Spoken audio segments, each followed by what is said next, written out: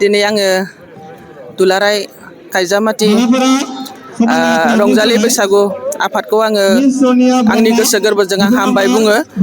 दिनै आंखौ बेखेवगिरि हिसाबै बाव लेंहरनानै दिनै बेखेवहोफैनायखौ आङो जोबोद गोजोनदों।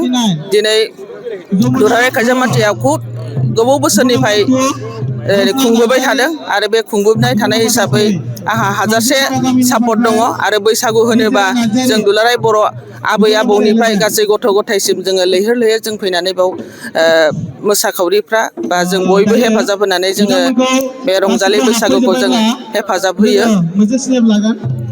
आरो दिनै जिहेथु दिनै नैथि सान बे नैथि सानाव दिनै बारदै सिख्ला आरो लोगोसे गेवलां मोसानाय हाबाफारि दङ। दा बे हाबाफारि हिसाबै आंखौ लेंहरनाय हिसाबै आं दा बेखेवनानै होबाय। जोबोद गोजोननाय मोनदों आरो आं सानो जोंनि जि मोसाखावरि बिथांमोना आरो आगुवायलांबावगोन मोजाङै दिनैनि बे जोंनि समाजखौ बा दिनैनि बे जोंनि बर'नि कालसारखौ लाखिनानै थागोन। बेवहाय जोंहा गोदो गोदायनिफ्रायनो जोङो माने फालिनायखौ नुबोदों। 1966निफ्रायनो जोङो फालिनायखौ जों मोनथिबोदों। आबै आबौ बिथांमोननिफ्राय जों सोंनानै लादों। दा बेवहाय फैयै फैयै देग्लाय बोसोराव दुलाराय खायजामाटि रंजालि बैसागु आफादा गासै 60थि जाबाय। दा 60 बोसोर आगान होबाय आरो दा बे समाव बिथांमोना जायफोर बिथांमोना आफादगिरि नेहाथारि जाबोदों बिथांमोना बै समनि माने बैसागु खुंनाय आरो दानि बैसागु खुंनाय जोबोद फाराग नुनो मोन्दों आरो बै समाव जों खोनानो मोन्दों आरो जोंबो नुबोदों, जोंबो मोसाबोनो मोन्दों। मानोना बे समाव जोंहा माने बेबायदि फिल्ड गुवाराव जों बेबायदि मोसानो मोनफेराखैमोन आरो जों बेबायदि स्टेजाव मोसानो मोनफेराखैमोन आरो जोंहा बेबायदि स्टेजबो गैयामोन।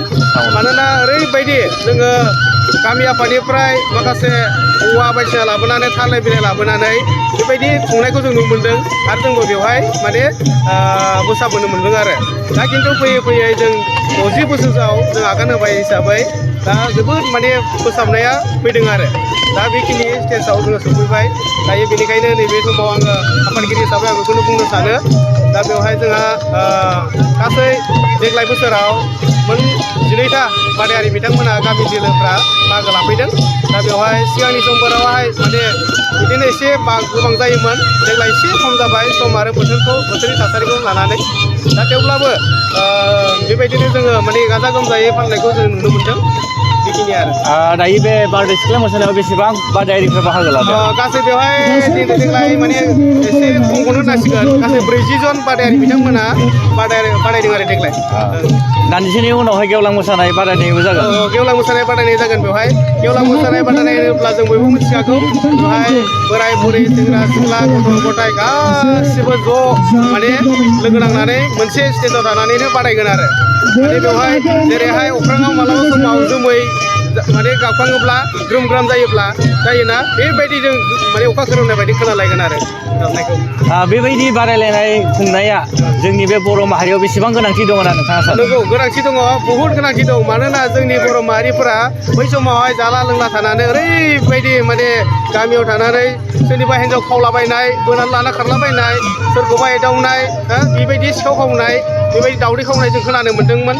खिन्थु बैफोरबायदिखौ जोङो माने गैया खालामनो हादों आरो बैफोरनिफ्राय उथिबोनाय लाइमोनफोरखौ नोंथाङा मा होनना खावलायगोन जाहाथे बेबायदि बादायलायनाय एबा जोंनि बे दोरोङारि जे बाहायनायफोरखौ फोथांना लाखिनायाव मा बिहोमा होगोन होननानै नंगौ जोङो माने उथिबोनाय माने जाखांफुनाय लाइमोनफोरा दायो जोंनि बर' हारिया ओरैबायदि GI मोननाय गामसा दख'ना गानग्रा जोमग्रा नङा होमबा जानाय लोंनाय गोबां जोंना सारमोना माने बिधान गभर्नमेन्टआ माने जोंहा मा खालामगोन GI होना गालांबाय थिग बेबायदिनो जोङो फैबाय थानाय उन जोलै बिथांमोनाबो मा खालामनांगोन बेखौ फोथांना लाखिथारनांगोन आं सानो बयबो साफ्रोमबो उन जोलै बिथांमोना बेबायदि जों गैयाब्लाबो उननि समावहाय माखासे जोंनि बे रंजालि बैसागु गाननाय जोमनाय गासैखौबो जोङो फोथांना लाखिथारनांगोन आरो बिसोरबो आं बयखौबो फोथांना लाखिनो थाखाय खावलायदों जोबनायावहाय बुहुमनि बर' फिसाफोरनि थाखाय नोंथाङा मा गाहाम रादाब लाबोगोन बुहुमनि बर'फोरनि थाखाय जोङो बेखौनो बुंनो सानोदि जोंनियाव माने जोङो बिटिआर गभर्नमेन्ट हिसाबै दाख्लि बागुरुम्बा दोहौ जों खुंनो हाबाय थिग बेबायदिनो आरोबाव जोंनि बैसागुखौबो आरोबाव बुहुमनि दरबाराव जोङो आरोबाव बयनिफ्राय गोजौसिन जोङो मुं खामायनो हाथों बेखिनिसिम जोङो लांनांगौ आरो साबायखर थाबाय सावरायनायनि थाखाय